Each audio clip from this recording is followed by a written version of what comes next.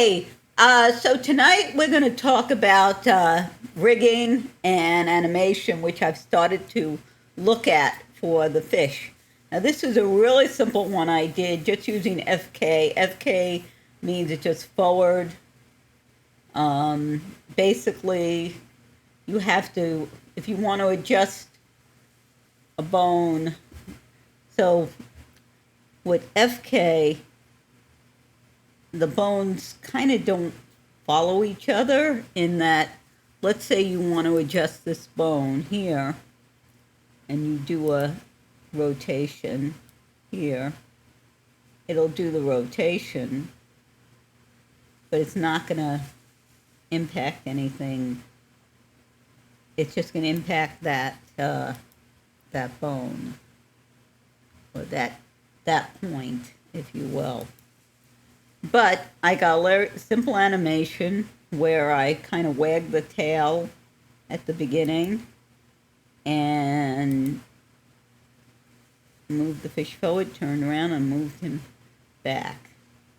Now, obviously, I haven't also rigged and animated the fins, which you'd want going kind of like fins go.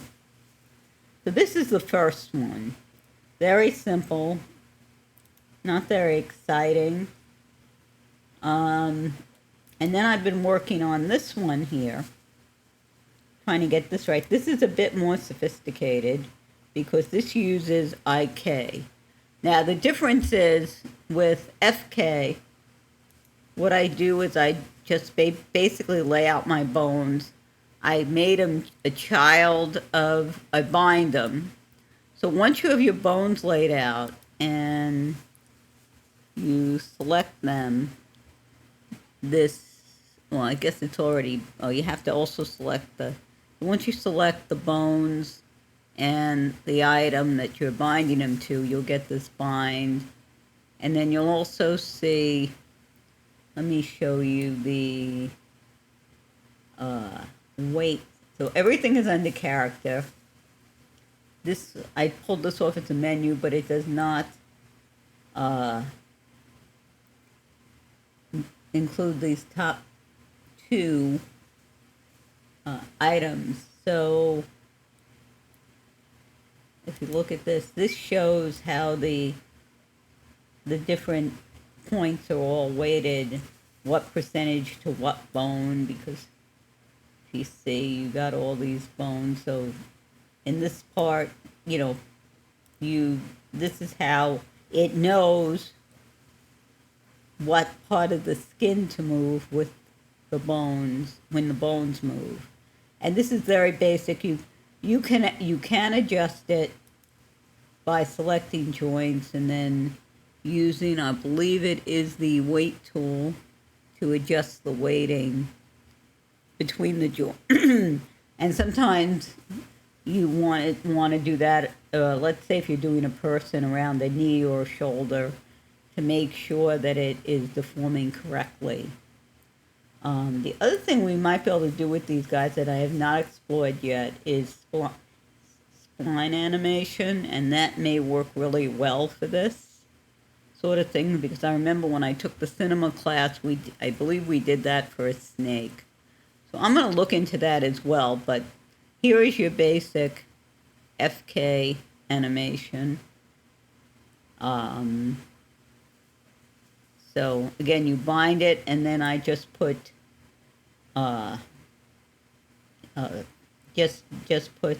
keys for the location and for any of the bones. For example, I think is this the one? Yeah. So this is the one that I used to where did it go? Go back to the beginning. To kind of wag the tail, and you notice I do a little bending, not enough, and wag the tail again. So the other one is I did this with IK. So basically, you can see things can get a little tricky here. So basically, once you have your joints. You can also select the joints here like this, and you can see, where is it here? Is it in here? Oh, simulation tags, sorry, rigging tags. I think it's in here, IK. So you can put an IK tag here, and what this is going to do is it's also create a joint and goal, which you created up here.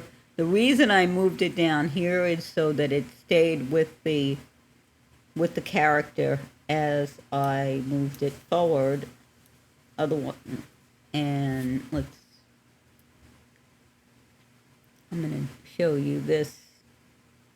It may not be very impressive yet, but you can see I turn around, and I still have a little bit of a problem because it's a little sideways, but notice this turnaround is a lot more realistic. And again, why this is a reason you might adjust the weighting, because if you don't like the way this looks when it's bent, and you can see I need to do to make this work. I need to do two things on this. I need to add, I believe, a constraint or control here, so I can control the tail. The thing is, once you put IK in, it's you can't individually control the joints. Like if I try to do this and control this joint, see, nothing really happens, because it's under the control of IK. Now you may be, and this is what I'm experimenting with, putting some kind of this tag here, which is a constraint tag, and that may allow me to control this joint, put a controller in for that joint. So that's something else I have to explore. So in terms of animating the fish, we got two separate possibilities here. One is to make it look more realistic. One is putting controls on this joint so that I can individually move it. Obviously, I have to still rig and animate the fins. And right now, let's see. I'm going to show you, let's see what we get when we go into Redshift Render View and go back here. Let's see what we got. And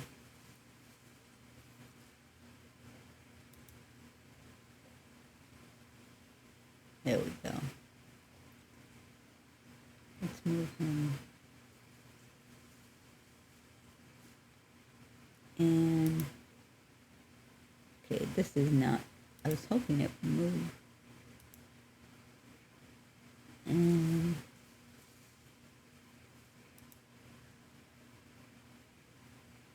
sometimes it'll show you the animation rather than just the still frame. But you can see exactly where we're going with this, because the idea, the plan is, you should have the boss, if you look at the examples, the boss was not moving. But the hero, so the hero is going to move around, has to do a lot of movement, and then I can have others. I can just have them, maybe moving a little, maybe wiggling, because sometimes if you watch fish, they'll just sit there and stay stationary. Sometimes they'll dart really quickly. I have some corridoras that are catfish, and this particular species, they'll dart up to the top of the tank, take a breath of air, and then dart back down to the bottom.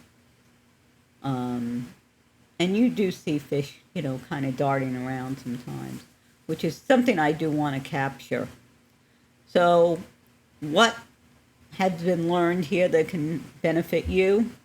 One, you can get a very simple animation with FK, but it's going to be just that. It's going to be very simple.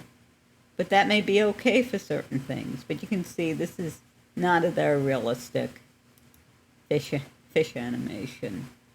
IK has some tricky aspects to it, and I've done it so for class and stuff. So I'm gonna have to do some work on this because right now it's not quite doing everything that I want. But notice here, it will. Let's see. Let's get to the point where it turns around.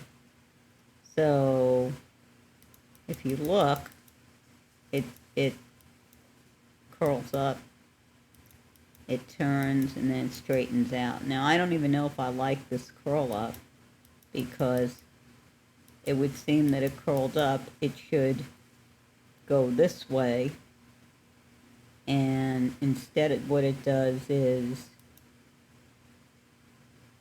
so there's work to be done on this, but I think I want to focus on this and also look at spline animation again. For something like this, spline animation may be the appropriate thing.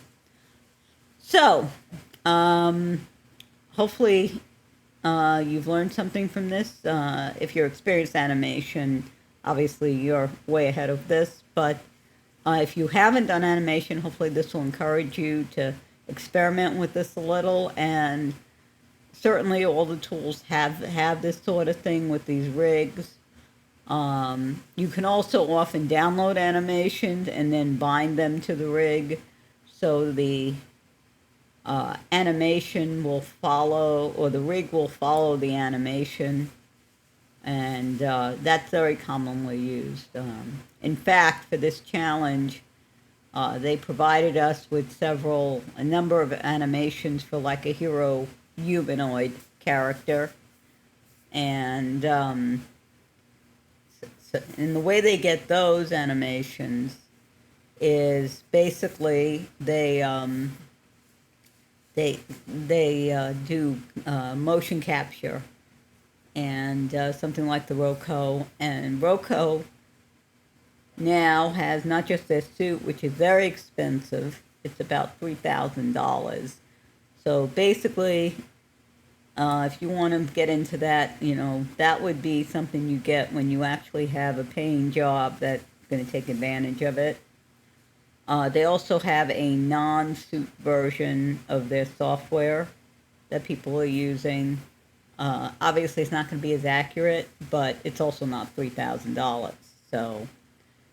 So anyway, hopefully this has been helpful, and I will speak to you next time.